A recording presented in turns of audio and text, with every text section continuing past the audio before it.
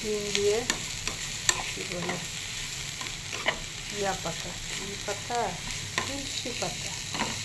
তুলসী পাতা ভুনা করলাম। ডিম দিয়ে কাঁচামরিচ পেঁয়াজ দিয়ে তুলসী পাতা দিয়ে ভুনা করলাম। এটা ঠান্ডার জন্য খেতে ভালো, রুটি দিয়ে খাবেন ভালো লাগবে, পানি ভাত দিয়ে ভালো লাগবে। কাঁচামরিচ, তুলসী পাতা, ডিম, পেঁয়াজ, আমার ভাজি, তুলসী পাতা ভাজি। এটা ডিমের সাথে ধনিয়া পাতা যেরকম দেন এরকম করে দিয়েও খেতে পারেন। সকালের নাস্তা, বিকালের নাস্তা, শুধু ডিমের সাথে তুলসী পাতা, এক মুঠ তুলসী পাতা দিয়ে বানিয়ে ফেলেন। এটা সুজি পাতা খাওয়া হবে, শরীরের জন্যও ভালো, পেটও ভরবে।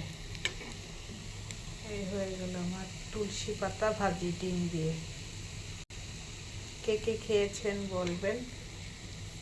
এটা খুবই শরীরের জন্য ভালো, তুলসী পাতা ডিম ভাজি।